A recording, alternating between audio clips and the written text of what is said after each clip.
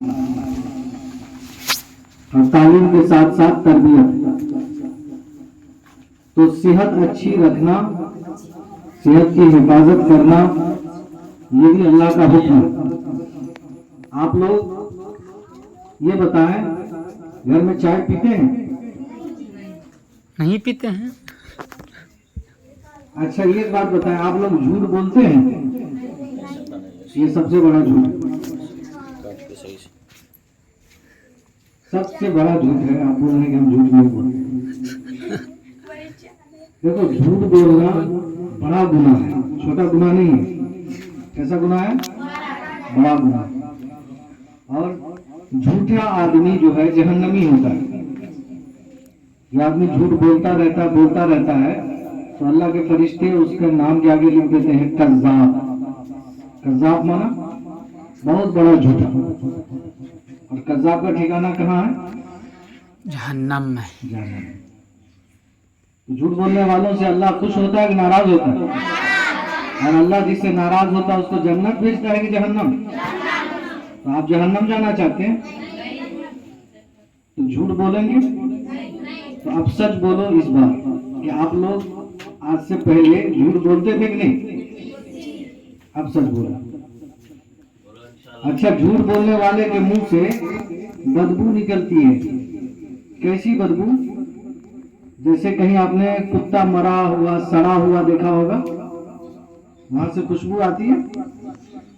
क्या आती है? बदबू आती है ना। उधर से अगर कोई गुजरता है तो जल्दी से गुजर जाता है। मोटरसाइकिल पे हो तो स्पीड बढ़ा देता है, साइकिल पे हो तो पैडल तेज तेज मारता है, जल्दी भाग जाए यहाँ से। ऐसा ही होता है ना। आप लोग क्या करते हो? जाकर के खड़े होकर के बगल में खूब लंबी सांस लेकर के सूंघते हो? कोई नहीं ऐसा करता है ना, कोई नहीं कर सकता। बहुत तकलीफ होती है। आदमी जो झूठ बोलता है उसके मुंह से 100 मरे हुए सड़े हुए कुत्ते की बदबू निकलती है। लेकिन उस बदबू को अल्लाह ने छुपा दिया है। क्यों छुपाया है? हमारे नाक में सूंघने की ताकत है ना, इसका एक लिमिट है, अनलिमिट नहीं है। देखने की ताकत है, इसकी लिमिट है ना। अभी देखो, कुत्ता किसी बर्तन को चाट ले तो उसमें आपको कीड़ा नजर आता है? नहीं नजर आता है ना। लेकिन उस बर्तन में हजारों कीड़े होते हैं, कुत्ता जिसको चाट लिया, है ना। बासी खाने में आपको कीड़ा नजर आता है? नहीं नजर आता है।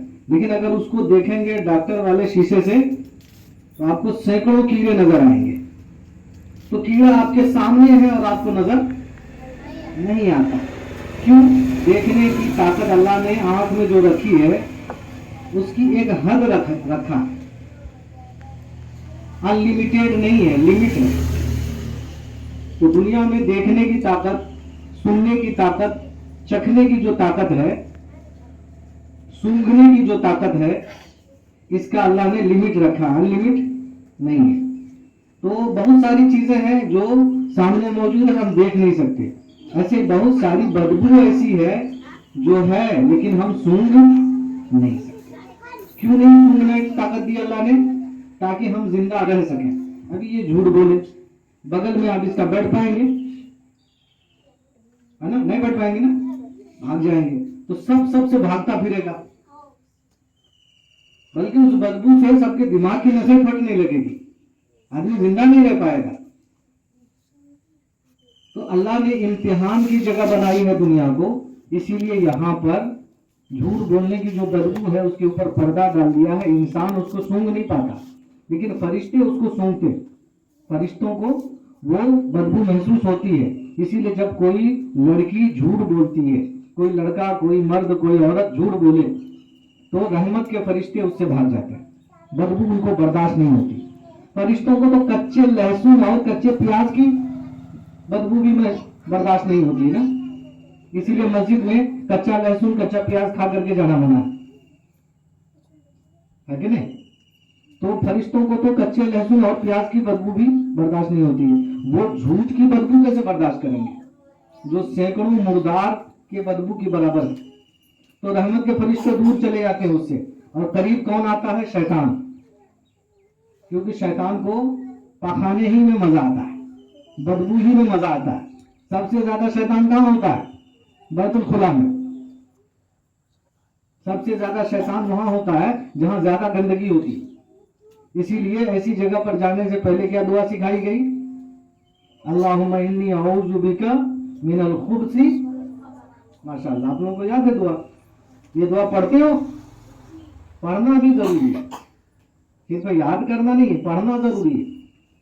आप जब ये दुआ पढ़ लेते हो तो एक सुरक्षा कवच लग जाता है, सिर्फ शैतान आपको जो है अटैक नहीं कर सकते, निगेटिव पावर आपको नुकसान नहीं पहुंचा सकती। तो भाई ये जो है, झूठ बोलने से इतनी बदबू निकलती है कि रहमत के फरिश्ते भाग जाते हैं। झूठ बोलने से झूठे आदमी का नाम लिखा दिया जाता है कज़्ज़ाब, और झूठ बोलने वाला जहन्नमी होता है। तो इन सब चीजों को जानने के बाद अब आप झूठ बोलेंगे? एक बात और समझो, बहुत सारी जो है बुरी आदतें हैं, चोरी करना, गाली बोलना। सच सच बोलो, आप लोग गाली बोलते नहीं? अब झूठ मत बोलो, है ना? झगड़ा करना आप लोग करते ही नहीं? धमकी देना, अभी मारेंगे कान तोड़ देंगे तुम्हारा, है ना? उठा कर पटक